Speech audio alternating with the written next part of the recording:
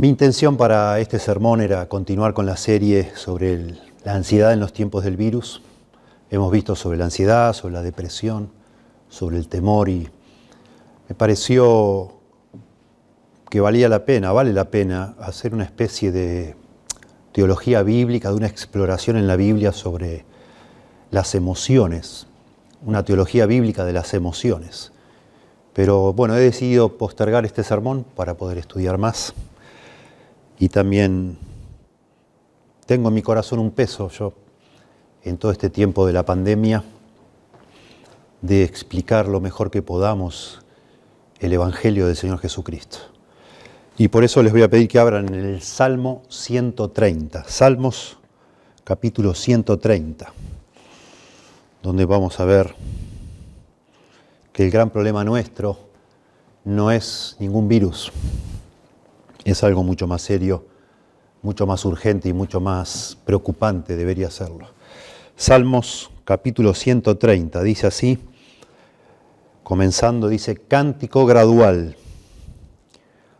De lo profundo, oh Jehová, a ti clamo. Señor, oye mi voz. Estén atentos tus oídos a la voz de mi súplica. Si mirares a los pecados, ¿quién, oh Señor, podrá mantenerse? Pero en ti hay perdón, para que seas reverenciado. Esperé yo a Jehová, esperó mi alma. En su palabra he esperado. Mi alma espera a Jehová, más que los centinelas a la mañana, más que los vigilantes a la mañana. Espere Israel a Jehová, porque en Jehová hay misericordia y abundante redención con él. Y él redimirá a Israel de todos sus pecados.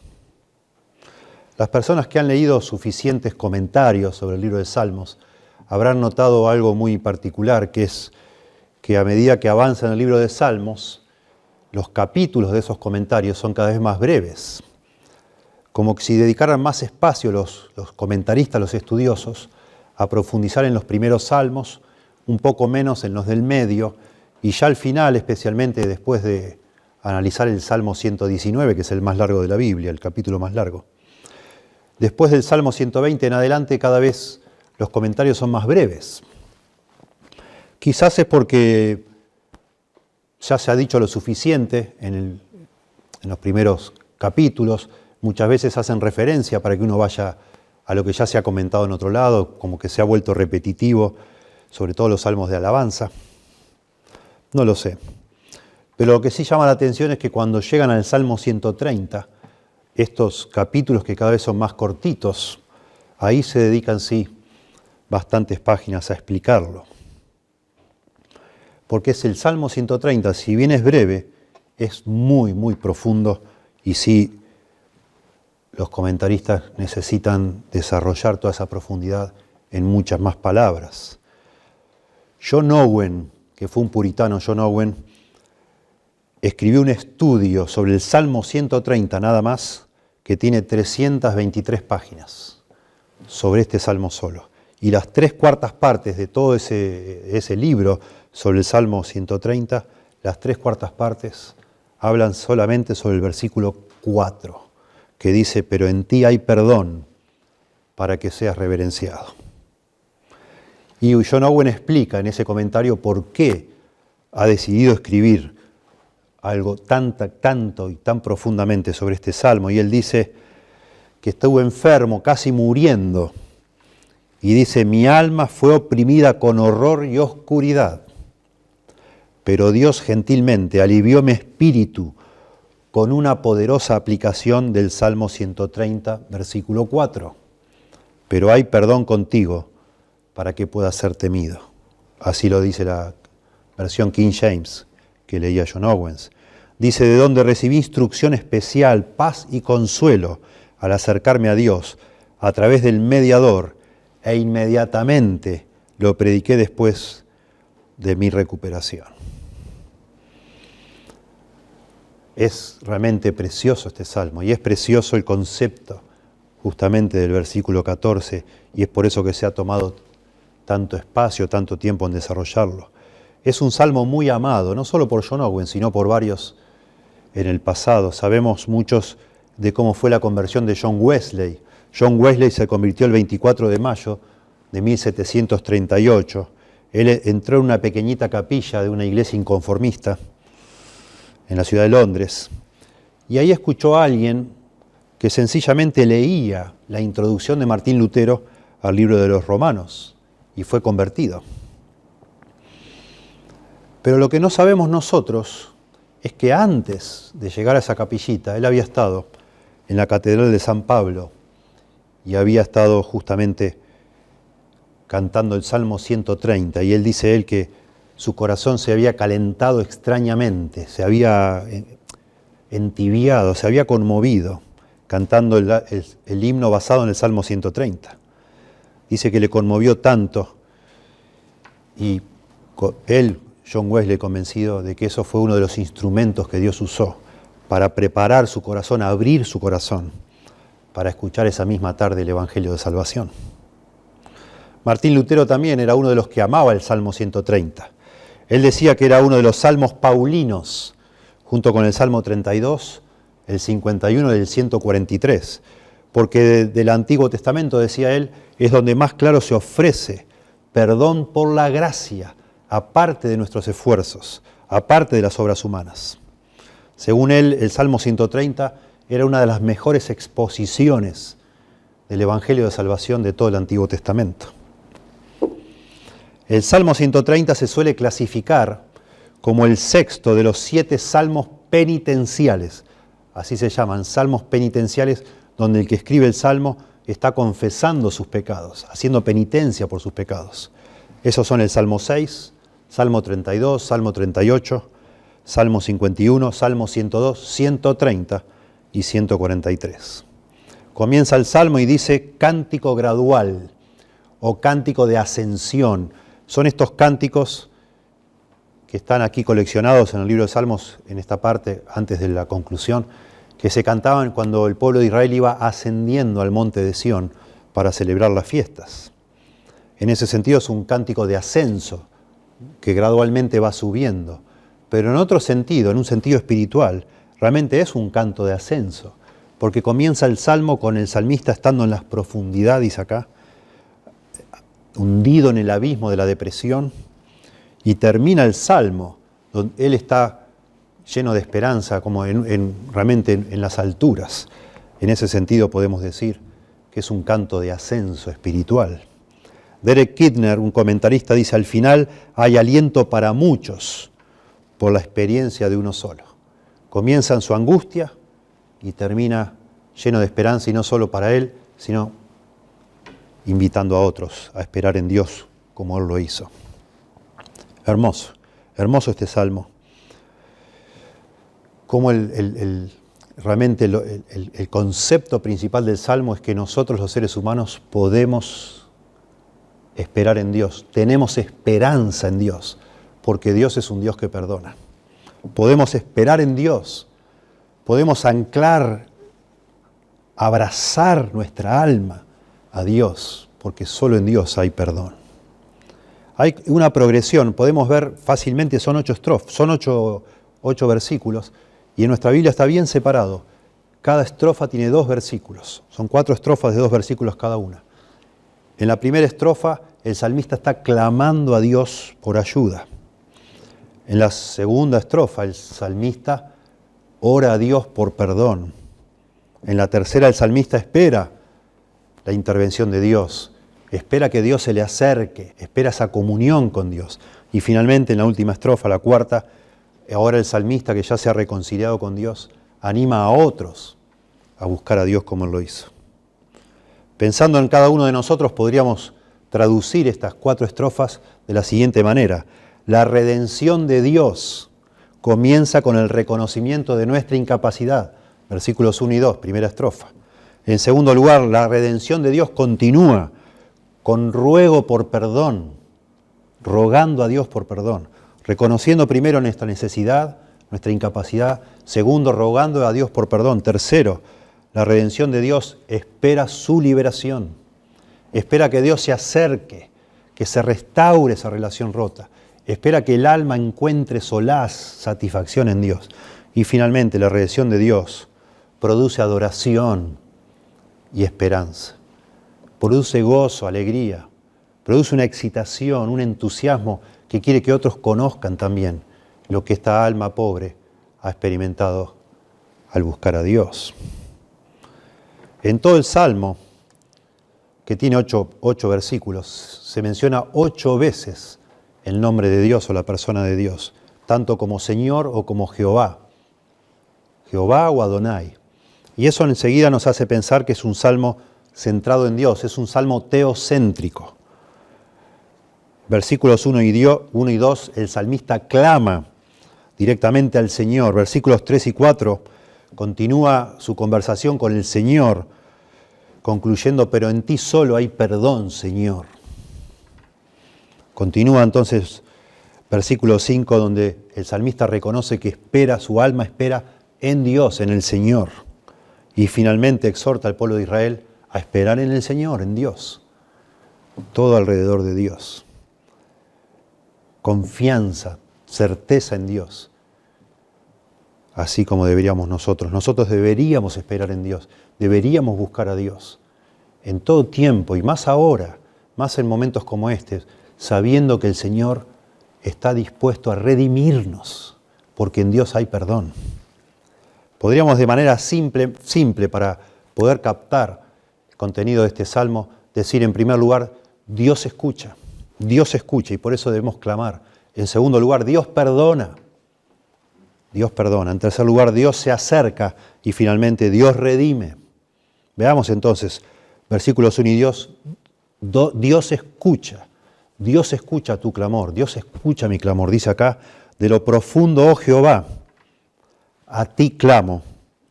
Señor, oye mi voz. Estén atentos tus oídos a la voz de mi súplica. El Salmo comienza con la frase de las profundidades o de lo profundo. En latín dice de profundis. Famoso esta frase, de profundis, de la profundidad, Señor.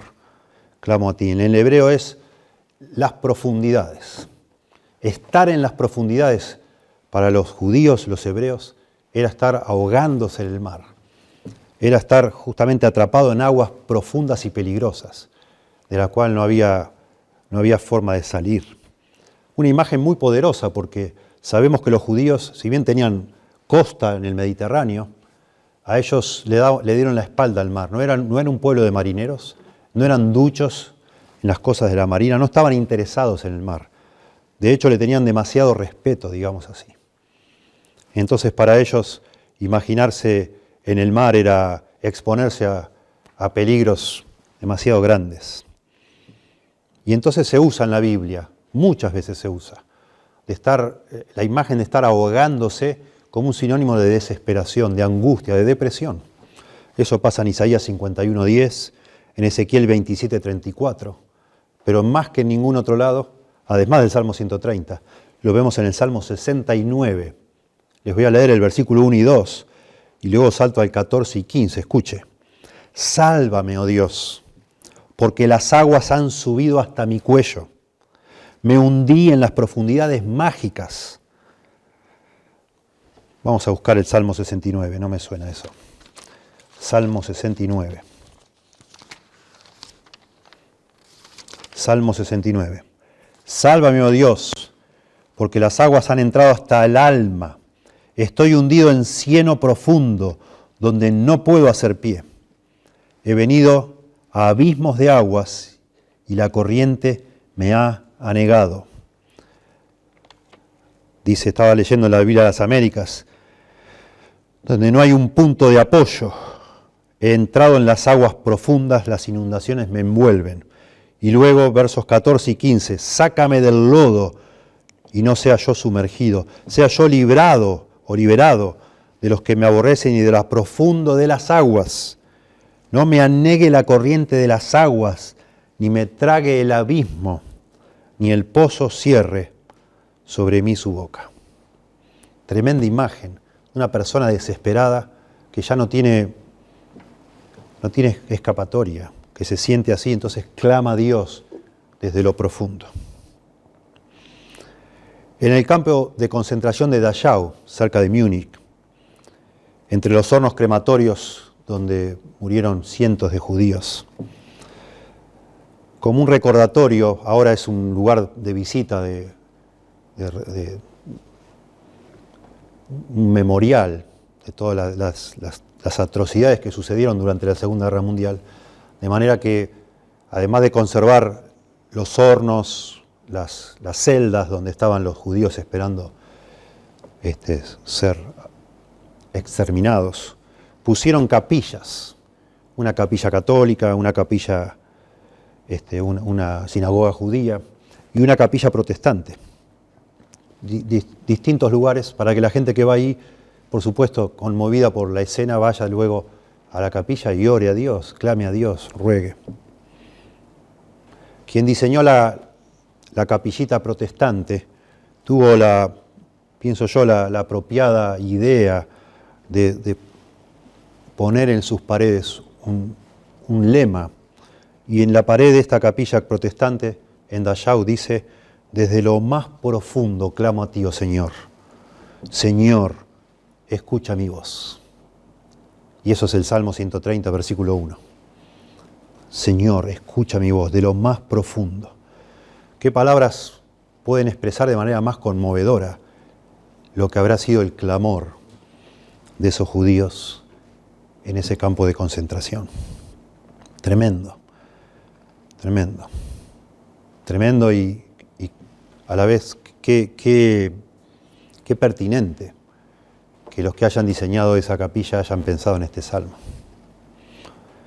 ¿Qué es lo que ha llevado al escritor de este salmo a clamar de esta manera? ¿Qué estaría sucediendo en su vida para comenzar de esta forma? De lo profundo clamo a ti, oh Dios, escúchame, escucha mi oración, escucha mi clamor. Bueno, hay escritores como por ejemplo Eugene Peterson. Él cree que el problema que se está discutiendo acá es el sufrimiento. Se ve que lo mismo pensó el arquitecto allí en la capilla de Dachau. Sin embargo, la preocupación del salmista no es tanto el sufrimiento, sino el pecado. El pecado. Este salmo habla sobre el pecado. En el versículo 3 habla del registro de los pecados. Si mirares a los pecados, ¿quién podrá estar de pie, Señor? En el versículo 4 habla del perdón de los pecados. Y en el versículo 7 y 8 habla de la redención de los pecados. El gran tema de este salmo no es el sufrimiento, sino el pecado, que por supuesto nos lleva al sufrimiento. Pero es la sensación, el reconocimiento, el darse cuenta, el volver en sí de una persona que ve su situación delante de Dios y se siente hundido en las profundidades. Escuche lo que dice John Owen. Él clama, el salmista clama bajo el peso y las olas de sus pecados. Esto se hace evidente en el Salmo, deseando ser liberado de estas profundidades desde las cuales clamó. Trata con Dios completamente acerca de la misericordia y el perdón. Y es solo del pecado del cual el perdón es una liberación. La doctrina que predica en su escrito, en este Salmo, es la de la misericordia, la gracia y la redención, como se manifiestan al final del Salmo. El pecado es la enfermedad, la aflicción es solo un síntoma de ello. Y esto a mí me hace pensar en nuestro gran problema actual. Nosotros somos conscientes de un montón de problemas nuestros, un montón de falencias, un montón de debilidades, un montón de temores, pero tristemente yo tengo para mí que no somos tan conscientes de la calamidad, de la atrocidad que es el pecado en nuestra vida. No nos damos cuenta. Nos preocupamos por muchísimas cosas, pero no por nuestro pecado. Nos angustian muchísimas cosas, pero no nos angustia nuestro pecado. Lamentablemente no. Es una experiencia que se repite cada vez más en mí, en mi vida como pastor, cuando explico a otras personas el Evangelio de Jesucristo. ¿Por qué vino Cristo a este mundo a morir en la cruz? ¿Por qué necesitamos un Salvador? ¿Por qué la justicia de Dios expresada en las Escrituras, los mandamientos, nos condena a nosotros, que somos injustos, somos transgresores y merecemos un castigo? En mi experiencia, cada vez más personas me dicen: sí, yo lo entiendo eso, pero no lo siento. Yo no me siento pecador. Yo no me siento que lo necesito. Ore por mí a Dios, por favor, para que yo pueda algún día darme cuenta de eso, pero no lo puedo ver. No lo puedo ver. Y lamentablemente, eso es la calamidad más grande de nuestra vida. No poder sentir que estamos perdidos. No poder ser conscientes de la realidad en la que estamos. No lo podemos ver. La Confesión de Fe de Westminster, en lo que se llama el Catecismo Abreviado, define lo que es pecado y dice: es cualquier falta de conformidad o transgresión de la ley de Dios. Y en la Biblia se nos dice que cada uno de nosotros transgredimos persistentemente, consistentemente la ley de Dios, y por eso estamos separados de Dios. Y eso crea en nosotros un tremendo problema, del cual se desprenden todos los demás problemas de nuestra vida. Necesitamos recuperar esa conciencia de pecado. Necesitamos, como el salmista, llegar al punto de darnos cuenta que estamos hundiéndonos en nuestras transgresiones, en nuestros pecados. Necesitamos descubrir cuán desesperadamente es nuestra necesidad, o desesperada es nuestra necesidad de Dios. Cuánto necesitamos que Dios venga a nuestro auxilio y nos rescate. Necesitamos, de alguna manera, abrir los ojos a la realidad de que la ira de Dios no es un invento, no es una construcción teológica diseñada para manipular personas, sino es una realidad terrible e inminente. Ya pronto estaremos delante de Dios, dando cuenta de lo que hicimos en nuestra vida, sea bueno o sea malo. Y según la Biblia, ese dar cuentas nos deja a todos en faltas, porque no podemos complacer a Dios. Lamentablemente, la realidad, según la Biblia, es que estamos todos nosotros autoengañándonos, siguiendo las imaginaciones, dice, de nuestro malvado corazón, de nuestras vanidades ilusorias, habla la Biblia. Pensando que no estamos tan mal cuando estamos pésimos, creyendo que no somos tan malos después de todo, cuando Dios dice que sí, que no hay justo ni aun uno. Supongamos por un momento que usted de golpe, así por una obra de la misericordia divina, usted de golpe se da cuenta de que le está esperando un juicio inminente, que en cualquier momento usted se muere como yo y va a tener que dar cuentas delante de Dios. Y supongamos que usted de golpe es una de esas personas raras, que empieza realmente a angustiarse por su pecado, a sentir una culpa genuina, un peso, un temor reverente de Dios. Supongamos que usted reconoce que está en lo profundo, que necesita de la mano de Dios. Supongamos. ¿A dónde puede usted ir a buscar ayuda en esa situación? ¿Quién le puede ayudar? ¿Quién le puede auxiliar? Seguramente usted mismo no se va a poder sacar de ese lugar. Seguramente dentro de usted no está la salida. Claro que no, como no está dentro de mí. La única fuente de ayuda para usted y para mí y para cualquier persona que se reconozca pecadora es Dios. Es Dios. Por eso el salmista se da cuenta y dice: de lo profundo, clamo a ti, oh Jehová, clamo a ti clamo, Señor. Señor, oye mi voz. Estén atentos tus oídos a la voz de mi súplica. Allí es donde hay que clamar. Necesitamos postrarnos ante Dios, necesitamos clamar a Dios, pedirle ayuda a Dios. Y Dios se va a compadecer de cualquier hombre o mujer que se sienta justamente en bancarrota espiritual. Por eso Jesús decía: bienaventurados los pobres en espíritu, porque de los tales es el reino de los cielos. Dios rechaza a cualquier persona que se sienta autosuficiente. Así pensaban los religiosos de la época de Jesús. Y Jesús les dijo: yo no he venido los sanos no tienen necesidad de médico, sino los enfermos. Yo no he venido a buscar a justos, sino a pecadores al arrepentimiento. Es una condición previa, antes de que el Señor pueda rescatarnos a nosotros, que nosotros reconozcamos que estamos perdidos, que nos estamos hundiendo, que estamos en lo profundo de la desesperación. Lo que necesitamos nosotros más que nada es a Dios. Quizás pronto encuentren la vacuna para este virus que nos tiene a todos un tanto preocupados, pero aún así Quizás eso a muchas personas les traiga calma, pero eso es algo ficticio de nuevo.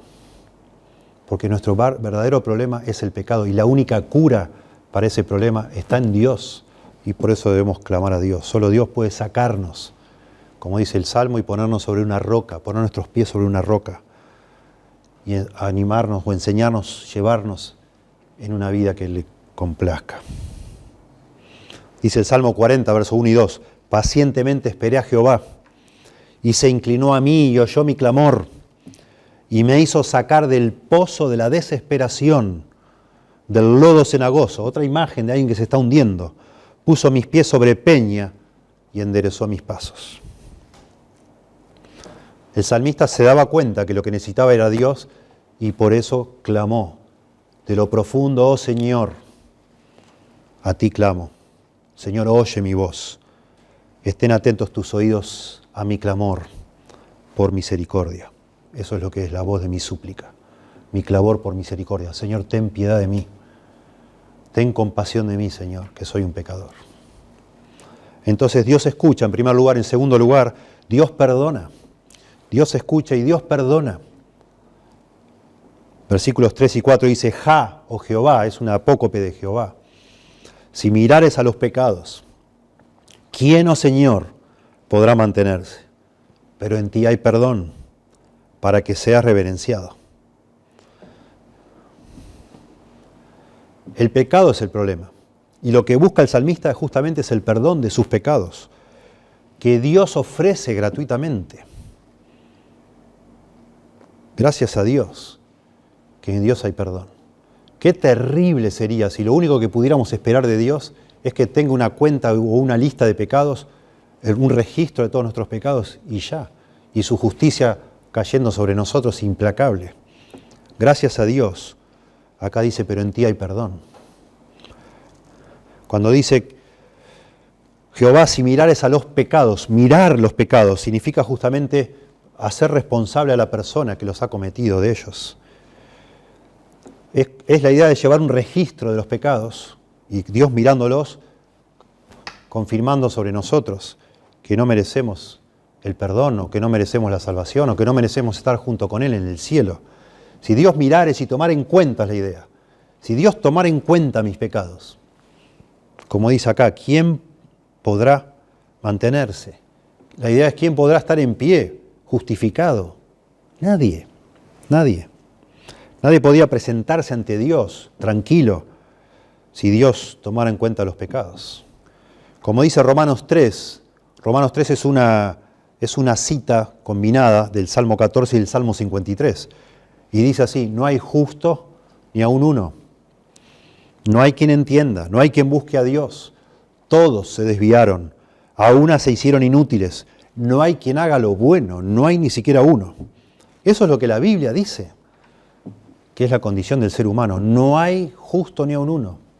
No hay quien entienda, no hay quien busque a Dios. Todos se desviaron, a una se hicieron inútiles. No hay quien haga lo bueno, no hay ni siquiera uno. De manera que si Dios tomara en cuenta nuestros pecados, ¿quién, dice acá, podrá mantenerse? Nadie es la respuesta. ¿Quién va a poder estar delante de Dios justificado? La Nueva Versión Internacional, esta pregunta, ¿quién, oh Señor, podrá mantenerse? La traduce así, ¿quién, Señor, será declarado inocente? Es la idea.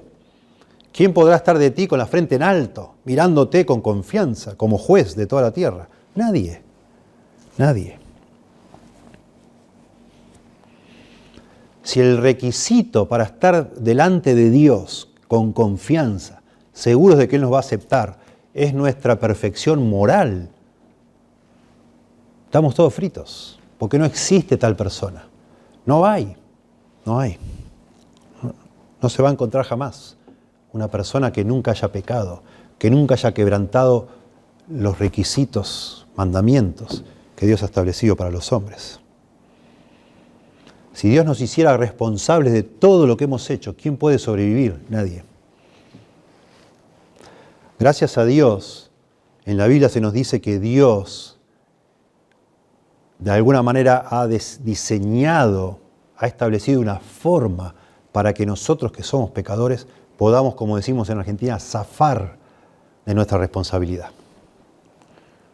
Dice el Salmo 103, verso 10, no ha hecho con nosotros conforme a nuestras iniquidades, ni nos ha pagado conforme a nuestros pecados.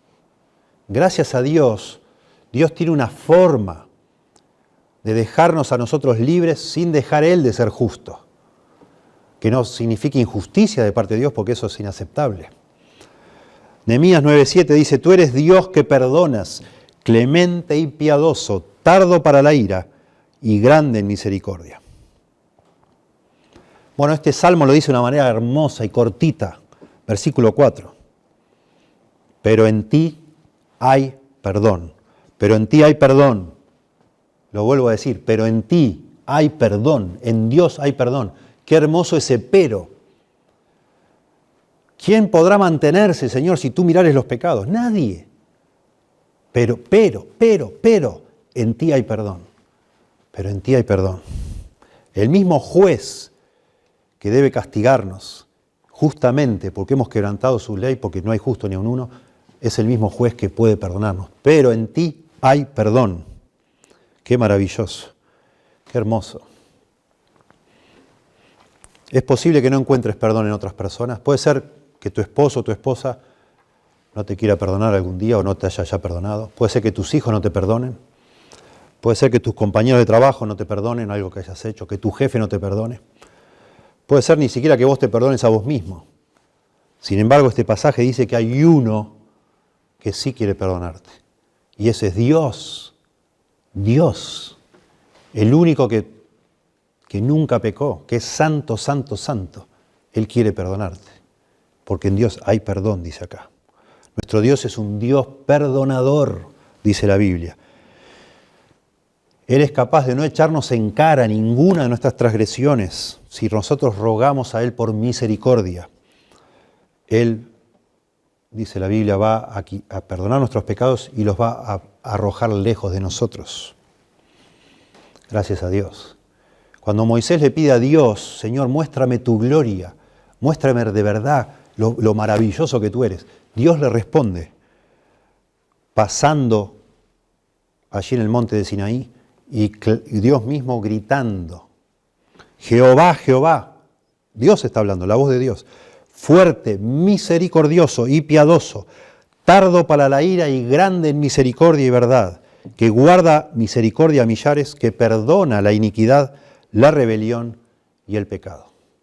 Cuando Moisés le pide ver la gloria de Dios, Dios decide revelar como si fuera lo más glorioso de Dios, que Él es capaz de perdonar, porque es grande en misericordia. Que guarda misericordia a millares, dice, y perdona, noten, la iniquidad, la rebelión y el pecado. Todos sinónimos, pero los expertos judíos siempre han tomado este pasaje y esta idea de que habla de iniquidad, pecado y rebelión, como que Dios quisiendo dejar claro que no importa la clase de pecado, Él es capaz de perdonarlo. No interesa qué pecado estés pensando o que hayas cometido, que yo haya cometido. Si vengo a Dios por perdón, clamando por misericordia, Él me va a perdonar. Me quedaría acá todo el resto del sermón, pero solo voy a remarcar un par de asuntos y seguimos. En primer lugar, note por favor que este perdón es inclusivo. Es inclusivo. No dice aquí que hay perdón para este o aquel pecado. No dice para algunos pecados, para los pecados veniales, pero no para los mortales. No dice, pero en ti hay perdón, punto. Perdón. No importa si usted haya cometido adulterio, asesinato, se haya cometido un aborto, se haya solamente tomado el nombre de Dios en vano, no haya guardado el día de reposo, haya robado, haya mentido, no importa. En Dios hay perdón.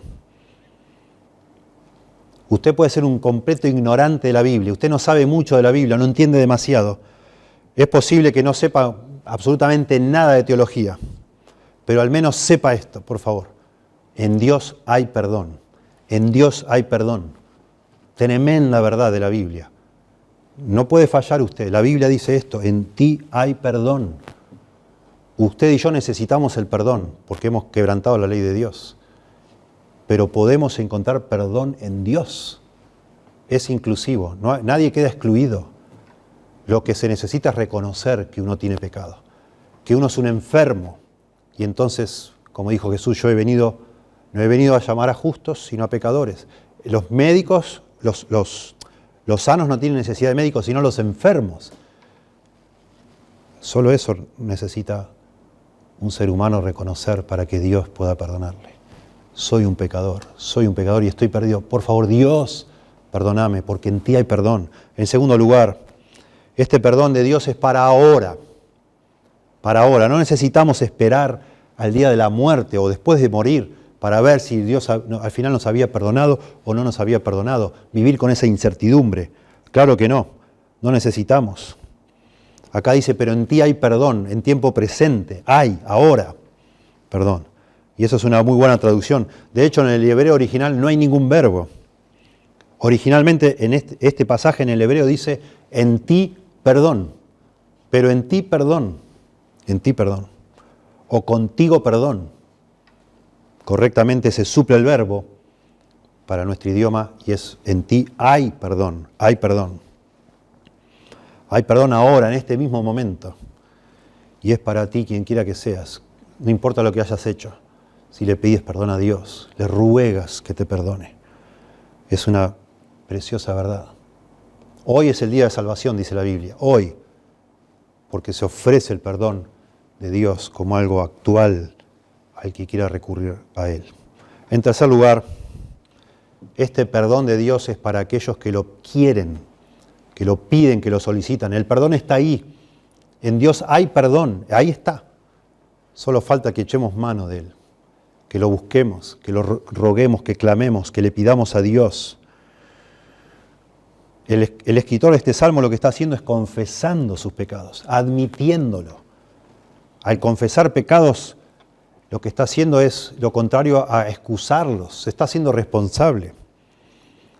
No está pretendiendo que lo necesita. Al contrario, está diciendo, Señor, estoy en lo profundo, por favor, sácame de aquí. Está bajando la guardia, reconociendo que soy un pobre en espíritu. Por favor, Señor, sálvame, no soy justo. No lo soy, ayúdame, Señor. Le pide a Dios misericordia porque se da cuenta que no tiene nada en qué confiar en sí mismo. No tiene absolutamente nada que reclamar a Dios, ni de lo cual estar orgulloso, no tiene motivo para sentirse delante de Dios que Él ha ganado algo o merece algo. Todo lo contrario. Señor, ten misericordia. Yo no tengo nada. Por eso dice, contigo hay perdón. Lamentablemente muchas personas confiesan, en algunas tradiciones cristianas se recita de memoria, por ejemplo, el credo de los apóstoles. El credo de los apóstoles, en una parte dice, yo creo en el perdón de los pecados. Está muy lindo recitar eso, pero lamentablemente está lleno de personas, aún dentro de iglesias evangélicas, que no tienen certeza de que Dios les ha perdonado. Porque no se trata de recitar, de memorizar versículos, sino se trata de ir y reclamar, con humildad, clamar a Dios. Señor, por favor, perdóname a mí. Yo necesito ese perdón. No se trata de dar clases magistrales sobre nutrición, sino de agarrar un plato y comer. De eso se trata. Y en cuarto lugar, algo que aquí está mostrado de una manera preciosa, el perdón de Dios conduce a una vida piadosa. Dice acá, verso 4, pero en ti hay perdón para que seas reverenciado. Algunas personas dicen, no, pero no puede ser así. Y pensá un poco, me dicen. Si Dios me perdonara a mí solamente porque yo le pido perdón, porque yo me arrepiento y le digo que me salve, entonces cualquiera haría eso y después iría y haría cualquier barbaridad. Total, Dios ya le perdona o le va a volver a perdonar las veces que le pida. Imagínate, no puede ser. Algo tenemos que hacer. Yo me tengo que reformar. Está bien lo que hizo Cristo en la cruz, pero yo tengo que hacer algo. Bueno, acá dice que el perdón genuino que Dios da produce reverencia. Porque en ti hay perdón para que seas reverenciado. El verdadero perdón que Dios da conduce una vida de temor de Dios. Eso es lo que significa reverencia. La Biblia de las Américas dice para que seas temido. Y uno dice, no, un momento, no puede ser. Será para que uno lo ame a Dios. En ti hay perdón para que seas amado por los las personas que son perdonadas. Bueno, lo que dice acá es para que seas reverenciado o temido. Es que hay un vínculo, ya lo hemos visto. Cuando nosotros pecadores, que nos damos cuenta del abismo que hay entre nosotros y Dios, entre la santidad de Dios y la pecaminosidad nuestra, y sabemos que Dios desciende de tal manera que envía a su Hijo y muere en una cruz para salvarnos de nuestros pecados. El que no pecó para cubrir los pecados o cargar con los pecados de los que merecían un castigo, merece Él el castigo en lugar nuestro. Eso produce una reverencia en el corazón. Eso produce una gratitud. Eso impulsa a la persona salvada a vivir tratando de complacer a aquel que dio su vida por él o por ella. Ese es el verdadero perdón. Una persona verdaderamente salvada, perdonada, es una persona que ama y agradece al que lo salvó.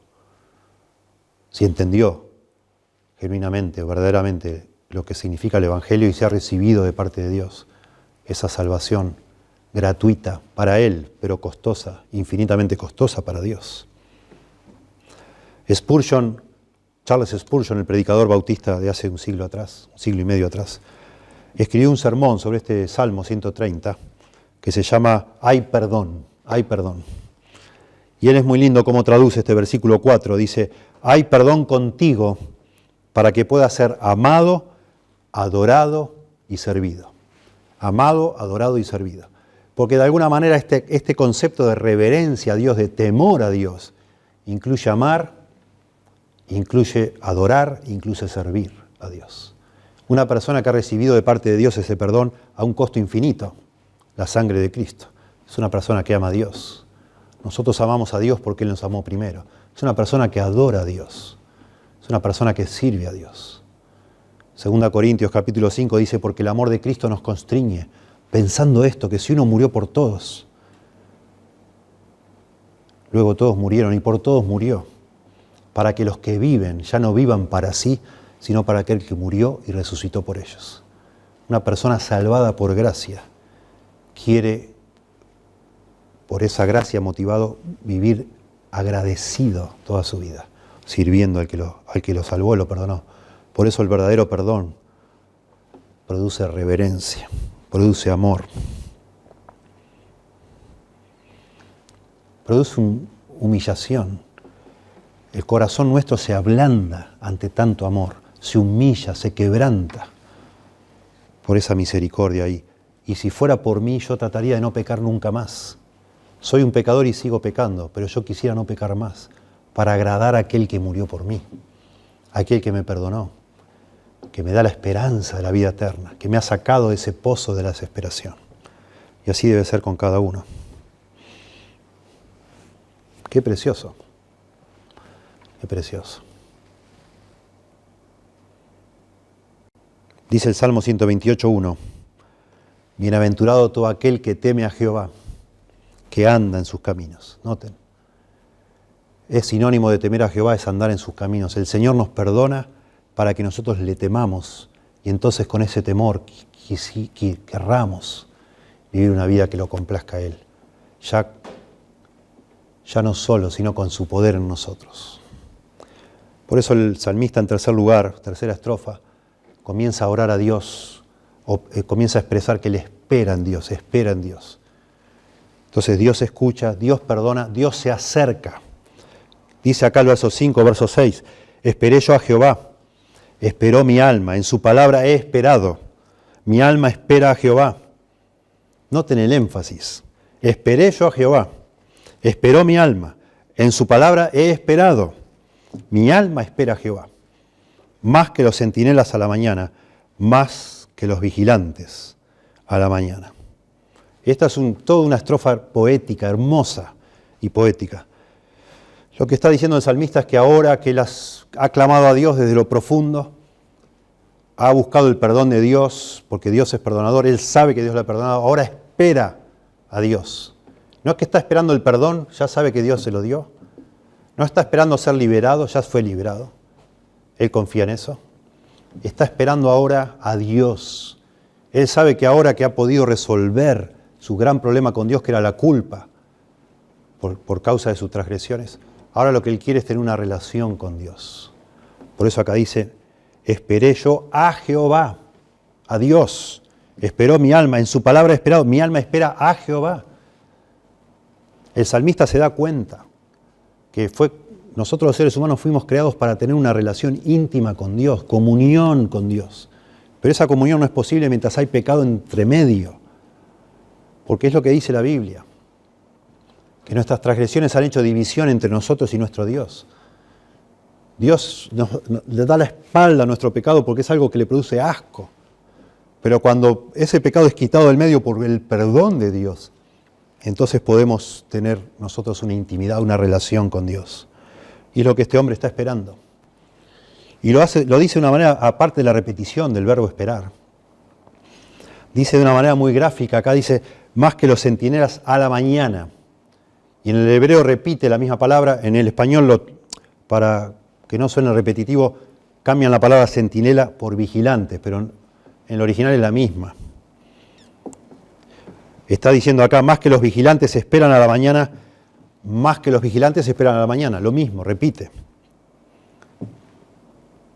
Para llamar la atención, para producir un efecto. La Biblia de las Américas dice, mi alma espera al Señor más que los centinelas a la mañana.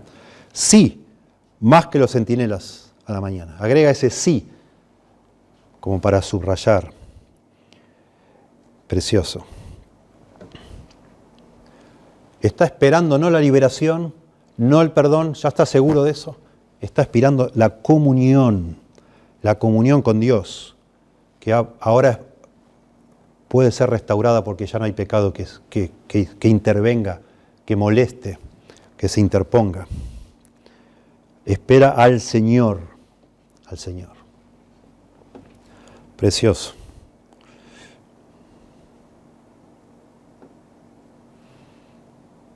Me espera al Señor. En el original, la primera línea dice, cuando nosotros leemos, esperé yo al Señor, esperó mi alma. Y en el verso 6 dice, mi alma espera a Jehová. En el original, el verso 6 es, mi alma al Señor. Así dice, mi alma al Señor. Claro, en el contexto viene hablando de esperar. Mi alma al Señor. Son formas de hacer énfasis, quitar, creo que se llama elipsis, ese recurso literario, quitar algún verbo, quitar alguna parte para que cuando estamos leyendo nos llame la atención y nos haga atender aún más. Mi alma al Señor. ¿Qué resalta eso? El Señor.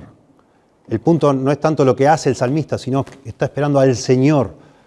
Ese es el foco. Quiere que sea restaurado lo más precioso que un ser humano puede tener, que es una relación con Dios. La conciencia de pecado es como una noche oscura, es como esa desesperación de estar hundiéndonos en un mar embravecido, tragando agua, ser cubierto por olas. Es una angustia tremenda. Pero cuando llega el perdón, el Espíritu Santo de Dios produce en nuestra alma esa confianza, que ahora nos podemos acercar a Dios, a quien hemos ofendido el resto de nuestra vida pasada. Nos podemos acercar con confianza. Y sabemos, cuando empezamos a experimentar esa relación con Dios, que eso es lo más hermoso que una persona puede experimentar. Entonces uno busca, espera en Dios, busca tener esa relación. Note qué interesante, un detalle más antes de seguir avanzando, porque acá dice, esperé yo a Jehová, esperó mi alma, en su palabra he esperado. Muy interesante que aclare eso, porque uno dice, bueno, esperé a Dios, no va a sonar el timbre, no me va a aparecer una visión a los pies de la cama, una voz que me hable. No, una epifanía, no. Nuestra forma de comunicarnos y relacionarnos con Dios es en su palabra.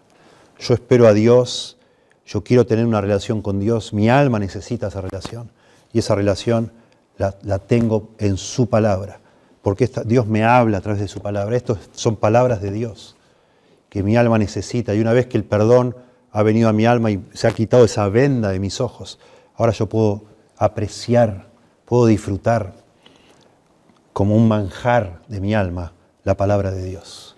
Y en esa palabra encuentro esa comunión que había perdido, que nunca tuve por causa del pecado, porque he nacido en pecado como usted. Interesante esta repetición de los vigilantes de la mañana, los vigilantes de la mañana, más que los vigilantes de la mañana. Esta repetición de alguna manera transmite ese aspecto tedioso de lo que significa vigilar. En aquella época, por supuesto, como ahora, existían personas que se quedaban toda la noche velando para proteger algo. Y justamente la mayoría de los crímenes se cometen de noche, de manera que al que le tocaba el turno de la noche vigilando era el turno más peligroso. Y se le sumaba al sueño, se sumaba justamente la posibilidad genuina de un asalto, de algún tipo de crimen. Y me imagino yo cualquier vigilante esperando que por fin se haga la mañana y ya uno sea librado de su turno e irse a su casa. Los vigilantes esperan a la mañana, esperan que venga la mañana. Y la repetición de alguna manera implica ese tedio, ese cansancio de ese tipo de trabajo, también esa urgencia, esa necesidad urgente que ya venga de una vez la mañana, y también de alguna manera ese retraso.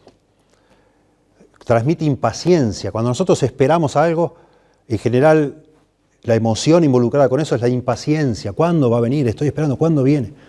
De alguna manera eso transmite el salmista. Pero Dios viene, pero Dios se manifiesta. Una persona que ha sido, su vida ha estado marcada por la culpa del pecado, por consecuencias de malas acciones, de quebrantar sistemáticamente la ley de Dios, con todo lo que eso conlleva, tristeza, dolor, culpa, relaciones rotas con personas queridas, vicios, adicciones, todo tipo de cosas, de no saber encontrarle la vuelta a la vida, y uno al fin un día como que dice, bueno, me rindo, Señor, por favor, Señor, de lo profundo clamo a ti, escucha mi oración, Señor, perdóname, porque en ti hay perdón, para que seas reverenciado. Y entonces uno, por la gracia de Dios, eso es lo que hemos experimentado cada creyente, cada cristiano, e inmediatamente sentimos ese alivio de la culpa. Sentimos por la certeza que nos da el Espíritu Santo que Dios nos ha perdonado, pero la culpa se va inmediatamente, pero las consecuencias del pecado a veces tardan. Todas esas heridas abiertas tardan en cicatrizar y muchas veces las cicatrices perduran para siempre. Y eso es lo que se expresa acá con esa esperar, esa impaciencia. Señor, por favor, restaura mi vida. Sana mi corazón, Señor. Ya me perdonaste. Ahora, por favor, Señor, ayúdame a juntar todos estos pedacitos y armar de eso de nuevo algo, una vida. Algo, Señor. Y a veces se tarda. Pero Dios se acerca. Dios escucha, Dios perdona, Dios se acerca. En cuarto lugar, Dios redime. Dios redime. Versos 7 y 8. Espere Israel a Jehová. Porque en Jehová hay misericordia y abundante redención con él. Y él redimirá a Israel de todos sus pecados. Porque en Jehová hay misericordia. Esa palabra Gesed, misericordia, es amor leal. Porque con el Señor, el amor leal, así dice el original. De nuevo, quitando el verbo. Porque con el Señor, el amor leal, el amor inquebrantable, el amor constante. Y la siguiente línea en el hebreo también, y abundante con él, redención. Sin verbo de nuevo. ¿Para qué? Para subrayar amor leal, misericordia y redención. Extraordinario. Cómo cambió desde el principio todo ese dolor por el pecado, esa angustia del arrepentimiento, esa oración, esa fe, esa esperanza en Dios. Todo centrado en sí mismo. Señor, te necesito, estoy mal. Termina el Salmo y él está ahora diciendo que otros experimenten lo que él experimentó. Porque se da cuenta que lo que le pasó a él con Dios no es una cosa excepcional, fuera de serie, un caso único. Eso es algo que se puede repetir, es una experiencia repetible, porque no está basada en su experiencia, en su situación, sino en el carácter de Dios. Porque Dios es perdonador, porque hay perdón en Dios, porque la misericordia de Dios es para siempre. Ese amor constante, ese amor inquebrantable, ese amor leal. Por eso es posible que la misma experiencia que tuvo ese salmista, la que he tenido yo hace más de 30 años atrás, yo puedo con mucha confianza y certeza y mucha honestidad decirle, por favor, vaya a Dios, ríndase a Dios, clame a Dios, pídale perdón a Dios, porque en Él hay perdón. Y lo sé porque a mí me ha perdonado. Pero no porque yo sea algo especial, porque en Dios hay perdón, porque en Dios hay misericordia, porque en Él hay redención. Él quiere perdonar sus pecados. Él quiere tener misericordia de usted. Él quiere redimirle como lo hizo de mí. Por eso el salmista puede proclamar: espera, oh Israel, en Jehová. Espere Israel en Jehová. El pueblo de Dios, los escogidos de Dios del Antiguo Testamento. Esperen en Dios, porque en Él hay redención, hay misericordia, hay amor leal. Muy bonito cómo traduce nuestra Biblia Reina Valera: abundante redención, dice acá. Porque en Jehová hay misericordia y abundante redención en Él. Eso es lo que está diciendo el pasaje. Abundante redención. La redención es la liberación del pecado. Es tremendo. Pon tu esperanza en el Señor, lo que está diciendo el verso 7. ¿Por qué? Porque en Él hay ese amor constante. Porque Dios es amor. Hay redención abundante en Dios. Dios no se ha cansado de perdonar, al contrario. Si cada ser humano de esta tierra buscara a Dios de corazón y le pidiera perdón, Dios lo perdonaría. Porque la sangre de Cristo en la cruz es suficiente para perdonar a toda la humanidad. Solo que la humanidad no va a Dios. Pero si usted se siente pecador o pecadora, jamás piense que por causa de todos esos pecados usted no se pueda acercar a Dios hasta que cambie algo. No cambie nada. Vaya a Dios así como está, Dios le va a perdonar. Porque en Él hay redención. Porque en Él hay misericordia. Dios es justo. Y un Dios justo debe castigar el pecado, no perdonarlo. Pero Dios, como dije hoy, estableció lo que llamamos el Evangelio, la buena noticia, que es que la segunda persona de la Trinidad, Dios el Hijo, vino al mundo y Él pagó en la cruz. Se hizo hombre Jesús, nació de María, vivió una vida maravillosa, no pecó, se la pasó haciendo bienes y murió como el peor de los pecadores. ¿Por qué? Porque Él murió por mi pecado.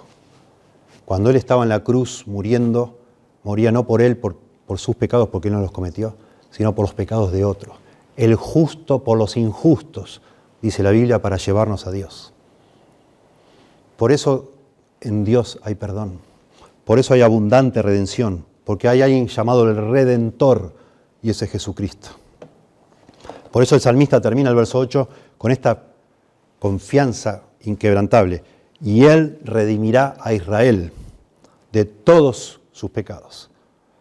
Él está de alguna manera profetizando algo que no pudo saber cuando escribió esto, que algún día iba a venir el Redentor, Jesucristo, que iba a redimir a Israel de sus pecados. Iba Él a cargar sobre sí mismo con esos pecados, para que entonces Dios pudiera ser el justo, pero también el que justifica al impío. Justo por un lado y por otro lado, que hace la vista gorda a los pecados del que es injusto, lo cual sería injusto de parte de Dios, pero no si hay un sustituto, que es Jesucristo, un Redentor, que pagó por los pecados de ese injusto. Entonces Dios puede ser justo a la vez que perdona la injusticia de otros, porque hay un Salvador llamado Jesucristo. Por eso dice, Él redimirá a Israel. Y eso de alguna manera es una profecía de lo que iba a suceder. Cuando el ángel Gabriel se le aparece a María en Mateo capítulo 1, dice, y dará a luz, a José, en ese momento el comprometido con María, dice, y dará a luz un hijo, y llamará su nombre Jesús, que significa Salvador, porque Él salvará a su pueblo de sus pecados. Lo mismo pasa con Zacarías, el papá de Juan el Bautista, en Lucas, capítulo 1, verso 68. Dice, bendito el Señor, Dios de Israel, que ha visitado y redimido a su pueblo. ¿Por qué dice eso Zacarías? Porque estaba naciendo el Redentor, o estaba por nacer. Dios le había, por medio del ángel, revelado que iba a nacer, por fin, el Mesías esperado, el Redentor. Y ya nació, y ya vivió una vida incomparable, y ya murió en la cruz, y ya resucitó. Y Él es el único Salvador que hay.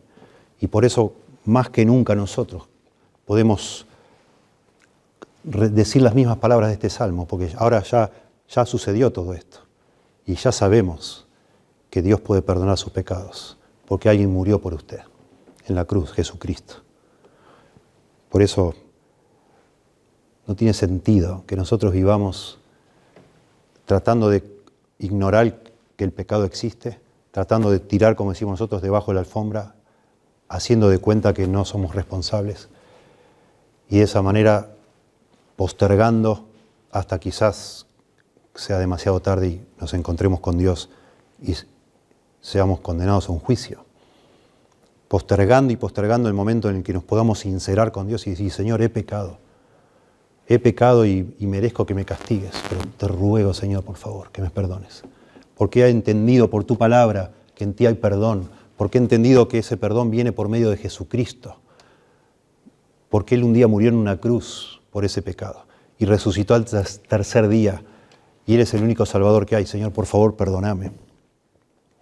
Dice en Tito capítulo 2, verso 11, porque la gracia de Dios se ha manifestado para salvación a todos los hombres, enseñándonos que renunciando a la impiedad y a los deseos mundanos, vivamos en este siglo sobria, justa y piadosamente, aguardando la esperanza bienaventurada y la manifestación gloriosa de nuestro gran Dios y Salvador Jesucristo, quien se dio a sí mismo por nosotros para redimirnos de toda iniquidad. La gracia de Dios se ha manifestado para salvación a todos los hombres. Quien se dio a sí mismo, Jesucristo, para nosotros, por nosotros, para redimirnos de toda iniquidad. Esperen en el Señor, busque al Señor, porque Él redimirá a todos los que le buscan de corazón, de todos sus pecados. Porque Dios escucha, Dios perdona, Dios se acerca y Dios redime. Por favor, pídale a Dios. Pídale perdón a Dios, pídale que le salve, que le perdone por lo que hizo Cristo. Señor, te damos gracias por tu palabra. Por favor, Señor.